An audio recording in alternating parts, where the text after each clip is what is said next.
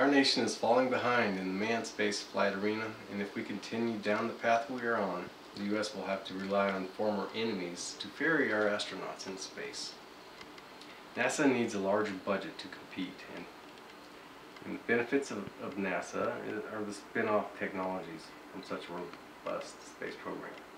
And with the end of the space shuttle program, the United States has no vehicle to send astronauts into orbit. We had a program, the Constellation program. It was a rocket program designed to get a capsule and 4 men into space. But it's not like the old 60s rockets that got us to the moon. They're much more complicated with newer technology. They're a lot bigger. And therefore, well, and also with us doing the space shuttle program for so long and not in the rocket business, we've fallen behind. And now we can't seem to get it right.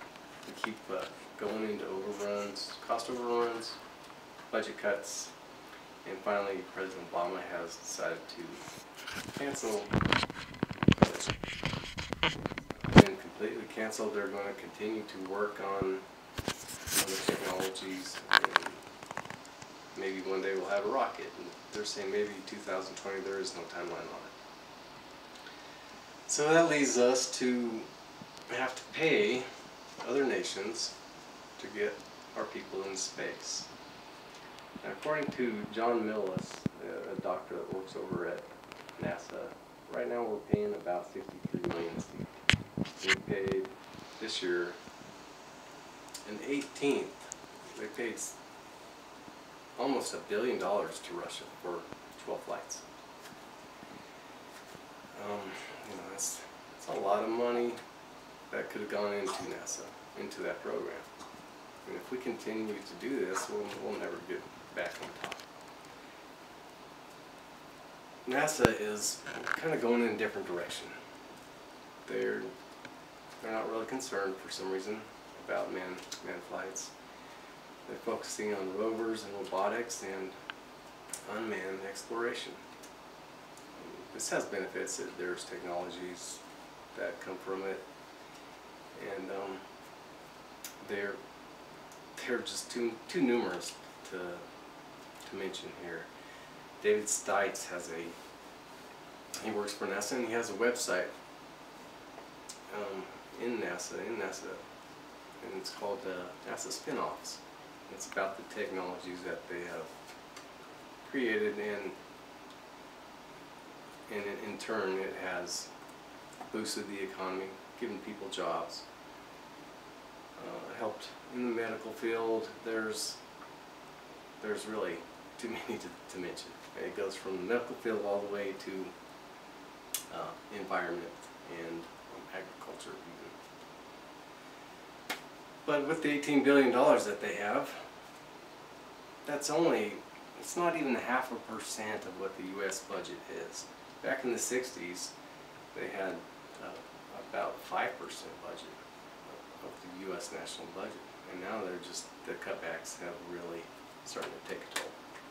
I want to show you guys their budget for the next 20 years. Like a little graph here.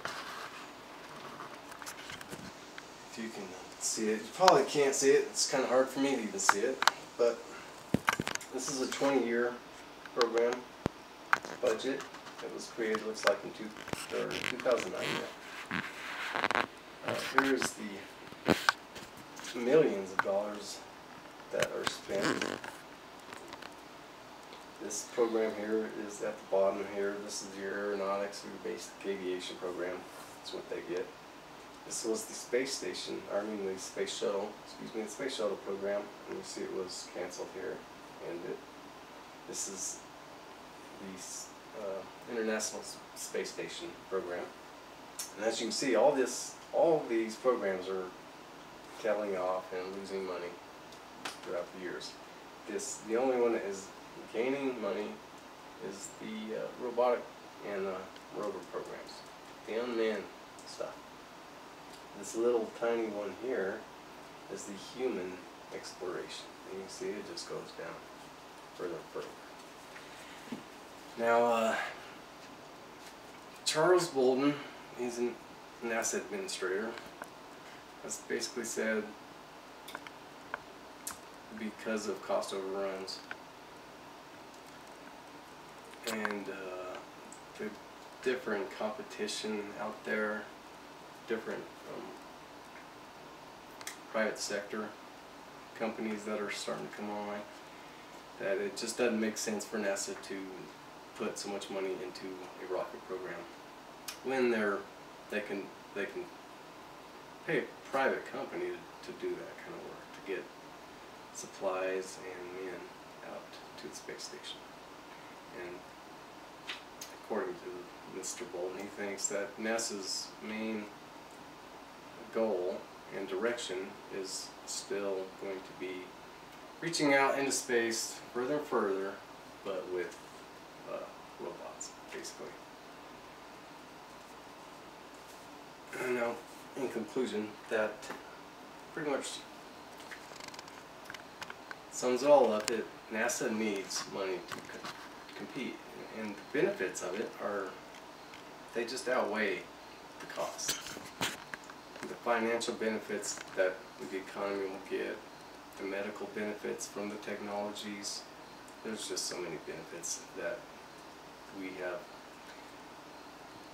garnished from NASA, and it's not just monetary or physical benefits. We got pride, and when we get people on the moon, when the United States does things that nobody else in the world has, we gain that pride, and that is,